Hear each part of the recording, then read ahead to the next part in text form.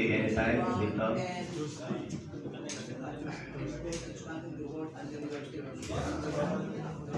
Ready.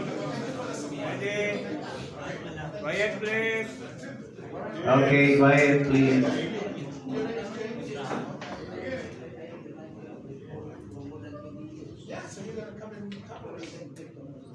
Good morning, ladies and gentlemen, and we are back to the ball game here in the Philippine Sports Writers Association. Back to the ball game because we will be talking about basketball, elite basketball that is in our Asian region, East Asia Super League. I'm Randy Calog of Manila Standard. Good morning, partner. Good morning, Randy. Good morning, Philippine Sports Writers Association. Hope that you are still with us through our live streaming Philippine Sports Writers Association Facebook page. Also on a delayed basis of Radyo Pilipinas 2 ang ating sports radio. Judy Karingal po. Again, partner, we'd like to thank our sponsors, Philippine Sports Commission, Philippine Olympic Committee, San Miguel Corporation, Smart PLDT, Nestle Malo Philippines, and Arena Plus. And to acknowledge our President, Mr. Nelson Beltrano, Philippine Star. Thank you, President. Okay, partner? Yes, and to talk about the East Asia Super League Home and Away Season 2, we have the Vice President and Head of Commercial and Broadcast Operations of EASL, no other than Mr. Adam Zeca. Welcome to the PSA Forum. Likewise, we have Banch Albano, ang Vice President and Business Development and Head of Philippines EASL. Welcome to the PSA Forum, gentlemen. Hello, good morning. Good morning. Thank you very much for having us. We're so happy to be here. Again, my name is Adam Zeca, Vice President of Commercial and Broadcast Operations for the East Asia Super League. Very, very happy to be here today with you all. Pass it over to my colleague, let him introduce himself. Good morning. Good. Okay. Good morning, everybody.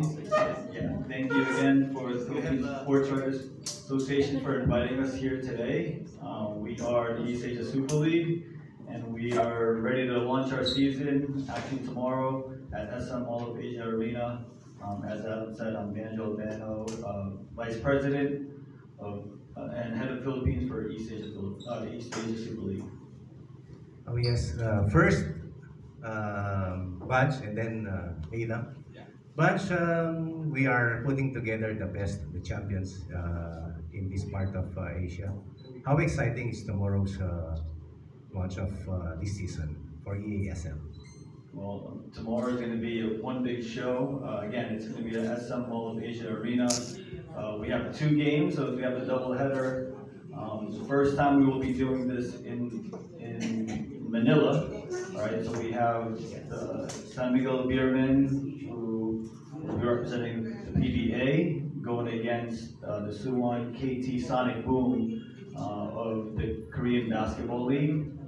In the first game, and then the second game, which will tip off at 8:10 p.m. We have the Meralco Bolts hosting the Macau Black Bears. So it's going to be very exciting. We feel that tomorrow's games will be a great way to launch the 2024-2025 season. And again, we're inviting all of you guys to be here, to be with us tomorrow. As head of Philippines operation of EASL, how were you able to convince EASL to hold the launch here of this season, or is it the other way around that they ask you to be the busiest person to host this opening? Well, we gladly will host the Philippine ESL tip-off because we know how much the Philippine fans love the game of basketball. You know, it was an obligation. Not only was it an honor, but really more of an obligation to grow in the game here locally as well. So once the chance came about, you know, scheduling the games here in Manila, the whole team, Adam included, we had a great deal of discussions, and we felt that Manila would be the best place to kick off the season. So it's been a lot of work, but we're ready to again host the season, open it here tomorrow, and hopefully, you know, not only we want to invite all the fans, but also the press as well. Yes, we'll get back to you, Baj. Adam, aside from people going into the venues, how are we going to experience EASL on TV and other platforms? Sure, well, we're very pleased to be able to say that Signal TV will be our partner, our broadcast partner for this season. They were our broadcast partner for last season as well. So you'll be able to watch, fans will be able to watch the games in person when they're in here in the Philippines, but they'll also be able to watch the games on Signal, on One Sports, free-to-air channel, also One Sports Plus, the pay TV channel, and on Pilipinas Live, OTT. So it's all live on It'll be Signal, live on Sports. across those different platforms, correct? Mhm. How about outside the country? So the nice thing is we've had very, very good reception all around the world. So we actually have about maybe 20 broadcast partners who will be actually helping to deliver this content to basketball fans across the world. For example, in Japan, we have Unext, a OTT platform. In Korea, we have CJ. In Taiwan, we have Videoland. In Macau, we have Macau Cable and TDM. Okay, in China, we have Zibo, which is Zibo 8, Zibo TV, Huya, NetEast, and in Singapore, we have StarHub, Indonesia, Video, Malaysia, Astro, Thailand, True Visions, in Myanmar, we have Skynet, Maldives, we have ICE Sports, and then around the other parts of the world outside Asia Pacific, we have DAZN, a sports streaming platform, and in the Middle East, we have a platform that's the largest telco called Etisalat. So you'll be able to watch this content all over the world. So we're very, very pleased with that. As also as a part of the as head of commercial, right? Yes. How viable is EASL in terms of sponsorship, and other Sure. aspects of finance? Sure. Well, the nice thing is we have actually 5 sponsors that we can talk about. And look, we're just getting started, it's just our second season, but we're very pleased to have the partnerships that we have so far. So we have 3 partnerships that are here, based in the Philippines.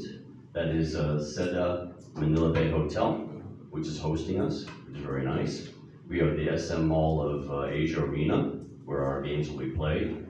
We have a LGR, an apparel brand, okay? And then outside of the region, we have sponsors who are going to be with us for the entire season. Spalding will be providing us with our basketballs. And then we have Jeju Sandasu Water, who's providing all the teams with their water to keep them refreshed.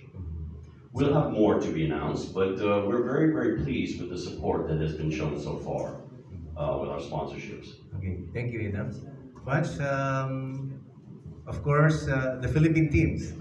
How are we going to fare against these champions from other countries? Well, it's going to be very competitive. We heard from both Meralco and San Miguel that they'll be running for the championship as well. As some of you may know, at least from the Meralco side, who participated last season, they're going to be supported with naturalized Filipino player Ange Kwame. So, in terms of height, they currently also have Alan Durham as their import. They'll be adding another import as well, since at ESL you're allowed to have 2 imports on the roster and playing it on the court at the same time. We know that they're from a championship caliber the team. Unfortunately, I know last night they had a tough loss against a very, very experienced and ready Ginebra team, but I think that they're going to turn the switch on and compete, similar to what they did last season when Meralco played in ESL. They definitely won a lot of hearts last season, played a lot of close games, beat the B-League champion from the season before, the Rayuka Golden Kings. And we feel that they've also used that experience to eventually win their first PBA championship. So from the Meralco side, we know that they're going to come in strong. Now from the San Miguel side, we know what they bring to the table. They have Junmar Fajardo, as we all know, probably the most dominant big man in Asia. The veterans with Marcio and Chris Ross, and then you add some of the firepower with Terrence and Simon Enciso, and of course with 2 solid imports as well. So from the management side all the way down, I think they're really looking to represent the Philippines and represent the best they can and really compete for a championship this season. Yes, Adam, could you possibly talk more about this season? How big this season? How long the season will run? How big the expectations in this tournament? Again, we're heading into our second season, and the nice things about this season, it is actually bigger in terms of number of games. So last season we had 8 teams.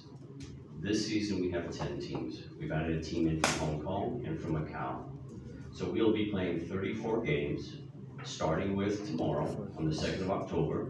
The games will then go all the way through, all across about 6 months and finish on the 9th of March. Okay, so it'll be 30 games during the group stage, 4 games during our playoffs, which is our final 4. So it's a bigger season than we had last season. We only had 8 teams, we had 28 games total. This will be 34 games. And we'll be playing the games across basically 6 different territories.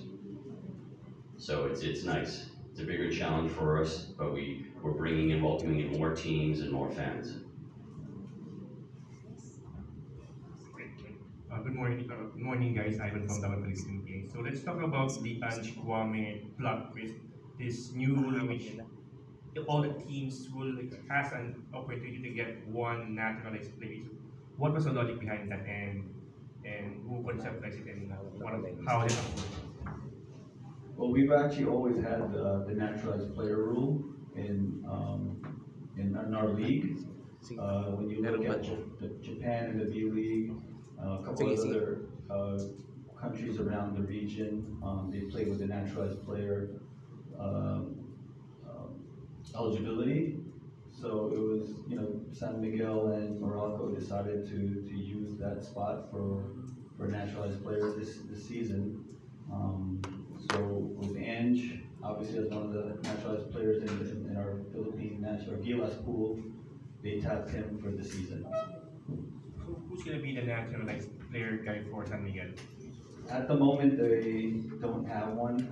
At the moment, from what we've seen in the roster, but at any point in time, I guess they can look into add a naturalized player there. As you know, there's a limited amount of naturalized players currently in the Gilas pool. So unfortunately, with Justin Brownlee, of course, as we all know, playing for Ginebra, he's already assigned with one of the other PBA teams, so he wouldn't be eligible to play for San Miguel during this season. One more on Mex. Let's talk about the youth teams, Macau and Hong Kong Eastern. They both came from the T80 or the Asian tournament, and at least for Macau's side, they were able to play the likes of Dwight Howard and DeMarcus Cousins. So how confident are you that Macau and even Hong Kong will be competitive this season? They're expecting newcomers. Yeah, both expansion teams are coming in, on a high note. All right, I think both teams, although they don't have the tight team chemistry as some of our other championship teams, they're still championship caliber programs and ball clubs, and we expect them to come, with pretty loaded rosters.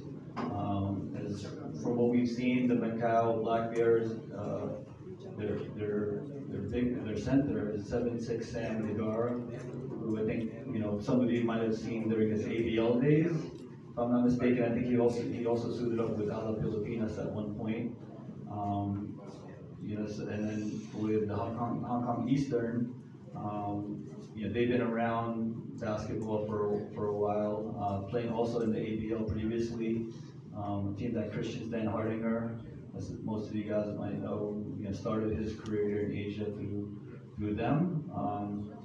They've recently signed a couple of the Bay Area Dragons players. For those that remember, point guard Glenn Yang will be there.